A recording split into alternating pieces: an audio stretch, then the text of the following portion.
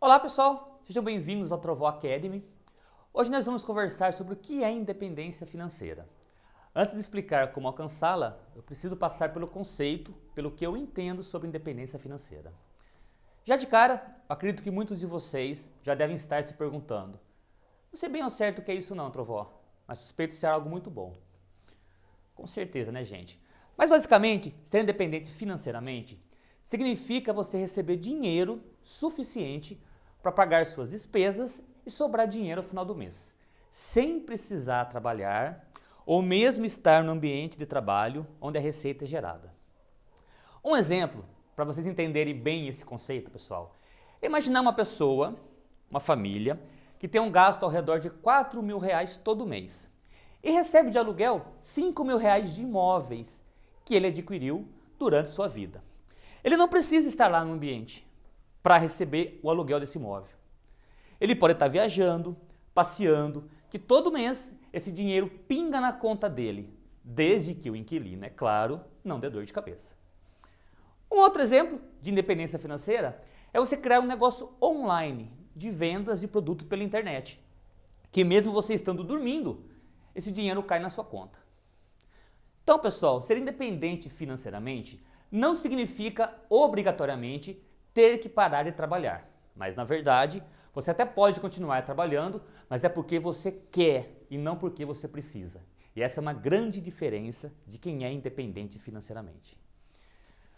Então, pessoal, eu vou citar rapidinho aqui algumas formas de chegar no primeiro 1 milhão. A forma número 1, essa aqui todo mundo conhece. Casar bem. Achar alguém que te sustente e te paparique. Principalmente para os homens de plantão, né?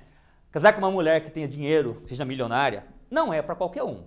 Você tem que ter o dom da conquista. Para mim não serviu esse caminho. Eu não nasci com esse dom de conquista, tá? Se para você também não, esse tópico não te interessa, vamos para a outra alternativa. Passo número 2. Herdar uma boa herança. Só que é o seguinte, tem que ser suficiente para durar enquanto você torra tudo. É isso mesmo que provavelmente vai acontecer. Como o dinheiro veio fácil, provavelmente vai fácil também. E você não tem preparo para conseguir administrar esse dinheiro. Outro avô não tem parente rico. Perfeito. Sem problema nenhum. Outra alternativa, número 3. Tirar a sorte grande e ganhar na loteria. Nossa, Trovó, ganhar na loteria está muito difícil. Eu não ganho nem frango em bingo. Bom, eu parti do mesmo grupo que você, também não tenho muita sorte com isso. E agora?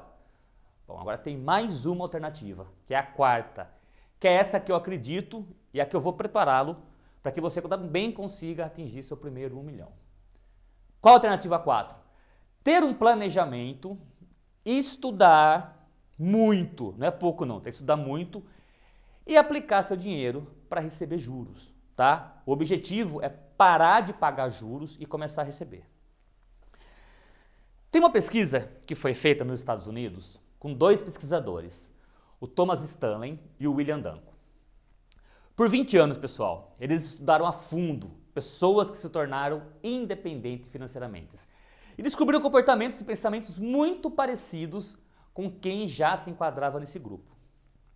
Dentre os pontos de maior destaque da pesquisa do Stanley e do William, prestem atenção, 82% das pessoas que atingiram $1 milhão começaram do zero, ou seja, não eram ricos, não casaram com mulheres ricas, não ganharam na cena e nem herdaram herança. Portanto, há uma luz no fim do túnel. Só para vocês terem uma ideia, aqui no Brasil, aproximadamente 20 pessoas por dia atingem R$ 1 milhão, segundo a revista Exame. Parece muito esse número, né? Mas isso dá aproximadamente 7 mil pessoas por ano. Se a gente considerar uma população aproximadamente aí de 230 milhões de pessoas, vai levar em média 300 anos para que apenas 1% da população atinja R$ 1 milhão. E então, o Stanley e o Duncan, dentro da pesquisa deles, classificaram em 2 grupos. O que eles perceberam na pesquisa? Que o que diferenciava um grupo de outro é a forma com que eles pensavam e agiam, tá? E dentro desses dois grupos, a gente vai conhecer um pouquinho de cada um. Grupo 1, pessoas que agem e pensam como ricos. E o grupo 2, pessoas que agem e pensam como pobres.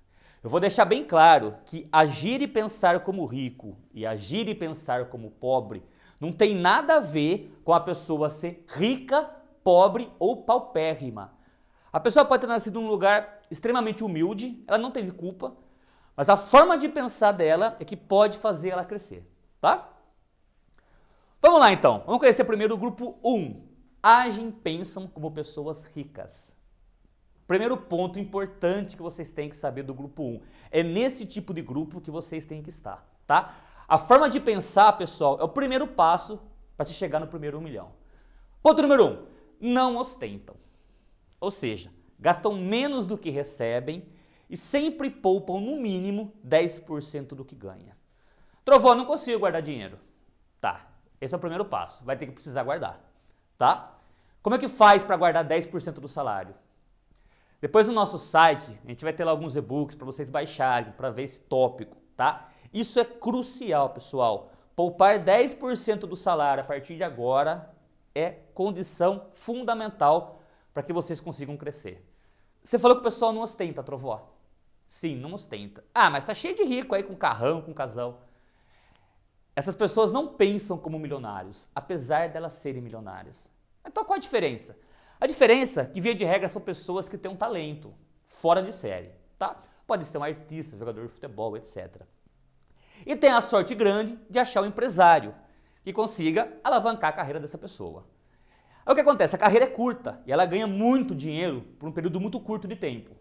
E quando a carreira termina, ela não tem preparo para conseguir se manter, para conseguir sustentar esse padrão de vida que ela conseguiu, tá? Então quando tem ostentação, via de regra está rasgando dinheiro. Ponto número 2 do grupo 1, pessoas que agem e pensam como pessoas ricas. Procuram por estudos sobre finanças, já que isso não é ensinado na escola, infelizmente. Eu sou da opinião que isso deveria ser dado desde o ginásio, a partir da 5ª série, tá? Então o que eu aconselho vocês, pessoal? Encham o baú de conhecimento. Saber sobre finanças é primordial. É muito chato esse assunto, Trovó. Concordo. Mas eu vou tentar, de uma forma bem humorada, com linguagem bem simples, tentar despertar esse interesse em vocês, tá? Outro ponto, pessoas que agem e pensam como pessoas ricas. Esse grupo odeia pagar juros. Eles odeiam. O que eles fazem então para suprir isso? Começam a receber juros. Então, ao invés de eles emprestarem dinheiro para o banco, eles emprestam dinheiro para o banco, tá? Ou emprestam dinheiro para o governo. Ah, Trovó, tem que ter muito dinheiro para fazer isso. Como é que eu vou emprestar dinheiro para o banco? Como é que eu vou emprestar dinheiro para o governo? Pessoal, isso é muito simples de fazer. Tem técnicas para isso, estratégias para isso, que você não precisa ter muito dinheiro, tá? A gente vai ver sobre isso nas próximas palestras. Outro ponto fundamental do grupo 1, pessoas que agem e pensam com pessoas ricas. Elas compram imóveis, até financiados, tá? Até aí sem problema nenhum. O problema é que o imóvel que elas adquirem é no máximo 3 vezes o valor da receita anual do salário, tá? Acima disso é ostentação. Então, vou dar um exemplo numérico para vocês entenderem. Se o sujeito ganha um salário líquido, aproximadamente de R$3.000 por mês, por que eu falo líquido? Porque vai ter imposto de renda, etc, etc, tá? Então, se ele ganha R$3.000 por mês, se a gente multiplicar isso por 12, que é o que ele ganha no ano, nesse ano ele teria recebido por volta de R$36.000. Portanto, o valor máximo da casa que ele poderia adquirir seria 36 mil, que é o que ele ganha no ano, vezes 3. Então seria um imóvel de R$108.000. Então, para quem ganha R$3.000 líquido, o valor máximo do imóvel que ele poderia financiar seria de R$108.000. Outra característica dos independentes financeiramente. Pessoal, aqui é onde alavanca. 99% dessas pessoas investem em ações. E aqui não tem chororô, pessoal. Ou aprende a fazer, ou jamais vai conseguir chegar lá, tá? Risco não se evita, se administra.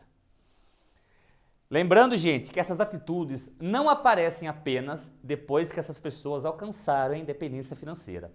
Elas chegam à riqueza porque pensam assim, mesmo antes de ter esse dinheiro.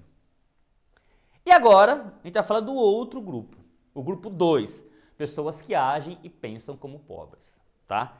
Lembrando que essa pesquisa do Danko e do Stanley levou mais de 20 anos. Vamos conhecer um pouquinho então o grupo 2. Ponto número 1, ostentam absurdamente, né? Compram imóveis muito acima dos 3 vezes a receita anual. Querem um exemplo? Uma pessoa que ganha 5 mil reais por mês, tá? Então no ano aqui ela teria ganho 60 mil reais e financia uma casa de 600 mil reais. 10 vezes mais o que ela ganha no ano.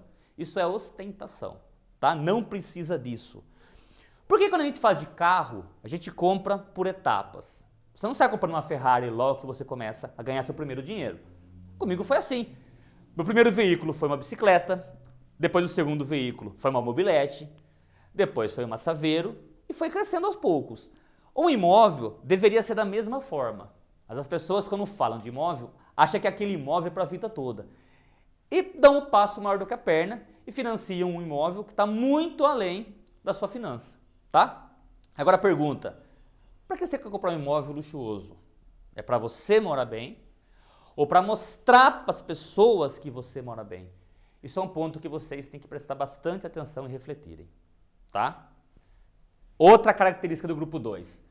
Odeiam estudar finanças. Aqui é programa sensacionalista, é novela, até aí tá tudo certo, tá? O humor faz parte da nossa vida, desde que isso não se torne rotina. Porque qualquer tipo de rotina, pessoal, atrapalha o raciocínio, tá? Outro ponto, eles não emprestam dinheiro para o banco, eles emprestam dinheiro do banco. Então estão sempre devendo, sempre com dívidas aumentando cada vez mais, tá? Outra característica, querem resultados imediatos. Não tem paciência e nem constância de propósito. O que é constância de propósito? Começa uma coisa, primeira dificuldade, para, desiste. Pula para a próxima. Começa um negócio, dificuldade, para, desiste. Isso é um ciclo vicioso. Por quê? Quer resultado imediato. Para chegar no primeiro milhão não é de uma hora para outra, tá? Outro ponto, essas pessoas são mesquinhas e costumam ter um comportamento egoísta. Quando aprendem algo, por exemplo, elas guardam as 7 chaves e não compartilham isso com as pessoas que estão ao seu redor. Gente, conhecimento foi feito para ser compartilhado, tá? Tem que passar conhecimento. E a grande vantagem é que estão sempre pagando parcelas de coisas que não geram receita nenhuma, tá? Então a pessoa paga uma parcela de algo que vai depreciar ao longo do tempo, ou seja, vai perder valor e depois vai vender por um preço muito mais barato. Então compra muito mais caro e vende muito mais barato. Um exemplo é o financiar um carro, por exemplo. Tá? O carro tem essa característica. Quando você compra, você já perdeu dinheiro. Se você comprou financiado, você pagou um juros absurdo. E daqui 4, 5 anos, quando você for vender esse carro, o preço do carro despencou por causa da depreciação. É triste, né, pessoal? Saber que a grande parte da população mundial, infelizmente, se encaixa no grupo 2. Mas a boa notícia é que agora vocês podem identificar em qual grupo vocês pertencem e querem pertencer. E ainda dá tempo de chegar lá. Só precisa mudar de atitude. E não desanimem. Lembre-se que 82% das pessoas que atingiram seu primeiro 1 milhão começaram do zero. A seguir, então, eu quero mostrar para vocês um resuminho das etapas que vocês terão que ultrapassar para poder chegar no seu primeiro 1 milhão. Aqui, pessoal, tem uma sequência de barreiras que vocês vão ter que passar, tá? É o que a gente chama de muros para conquistar a independência financeira. Eu quero que vocês olhem com detalhe para esse slide. Olhem e vejam onde que vocês estão nesse momento. Em qual muro vocês se encontram. E vocês percebam onde que vocês vão ter que chegar, tá? Situação mais crítica, que é o primeiro passo. Se você estiver aqui, vai ter que tomar uma atitude urgente. Dívidas totalmente descontroladas. Esse é o nível mais baixo, sem problema nenhum em ter dívida. Mas a partir de agora, tem que se disciplinar para poder pagar a dívida, tá? O que é uma dívida sem controle, Trovó? Vamos colocar número para vocês entenderem. Supor que vocês ganham aí R$ 2.000 por mês, você tem uma dívida de R$ 20.000, ou seja, a dívida é 10 vezes maior do que o seu salário mensal. Eu não vou considerar aqui financiamento nem de carro nem de automóvel, tá? A dívida que eu falo é dívida com cartão de crédito, dívida com cheque especial. Primeiro ponto é quitar essa dívida. No nosso site, trovoacademy.com, tem dicas de como quitar dívida. Depois vocês acessem, tá? Pô, Trovó, não tô nesse nível de muro. Eu tenho dívida, mas eu tenho controle sobre minhas dívidas. Tá, então você está no segundo passo. Você tem dívidas, mas são dívidas controladas. Aqui entra financiamento de carro, financiamento de casa. Trovó, eu ganho lá meus R$ 3.000 por mês. Uma boa parte desse salário vai para financiar a casa e um carro. Mas sobra dinheiro. Eu não fecho o mês no vermelho. Tá, perfeito. Então você já passou de uma fase mais complicada e foi para uma fase que ainda tem dívida. A pergunta é, será que o financiamento desse carro e dessa casa estavam dentro do seu orçamento? Será que você seguiu a regrinha dos 3 vezes o salário anual? Esse é o segundo muro. Pô, Trovó, não tem dívida nenhuma. Ponto. Já passou mais um muro. Qual é o próximo muro? Você ganha razoavelmente bem e gasta muito, mas você não tem dívida, mas não consegue guardar dinheiro todo mês. Aqui também tem uma técnica. Lembra que eu falei para vocês? Poupar 10% do salário é primordial. Tem que aprender a poupar. Ah, mas não dá, Trovó, eu gasto muito. Lógico que dá. Com certeza isso é coisa que vocês estão esbanjando. Então dá para conseguir poupar tranquilamente. Então esse é o terceiro muro. Aprendeu a poupar 10% do salário? Sim. Não tem dívidas? Perfeito. Qual é o próximo passo agora? Conhecer indicadores econômicos. Nossa, isso é muito chato. Eu não quero aprender isso. Concordo.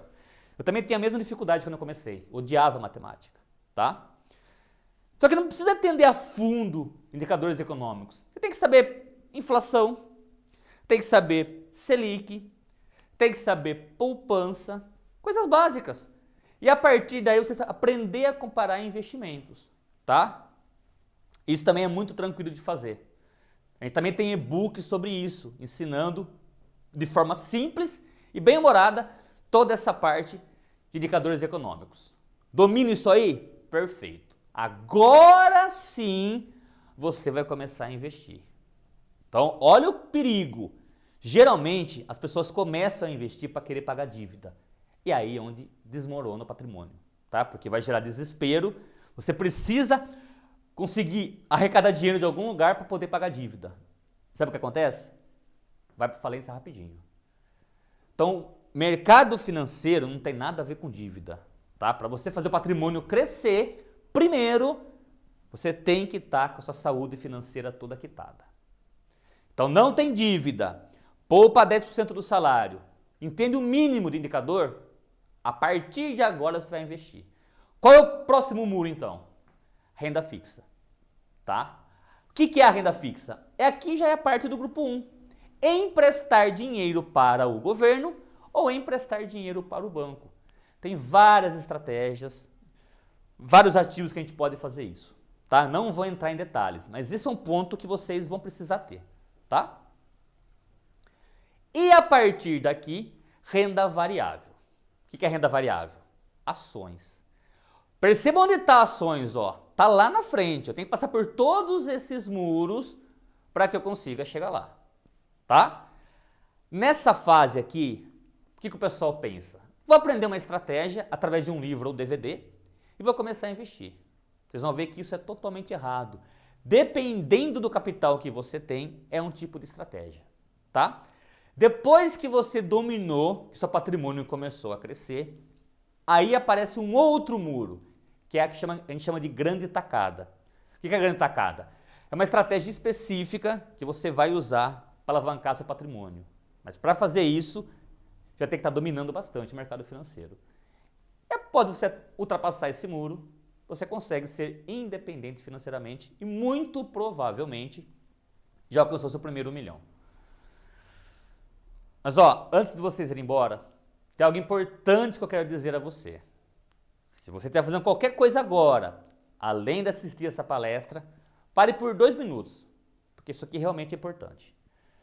Eu estou preparando um treinamento para algumas pessoas que querem trilhar o mesmo caminho que eu trilhei. Não é simplesmente um curso, tá? Porque eu acredito que é necessário um acompanhamento mais próximo. Bom, eu não tenho como dar detalhes agora sobre isso. Registre-se no botão aqui ao lado que te envio notícias em primeira mão sobre o nosso programa. Um forte abraço, gente. Valeu!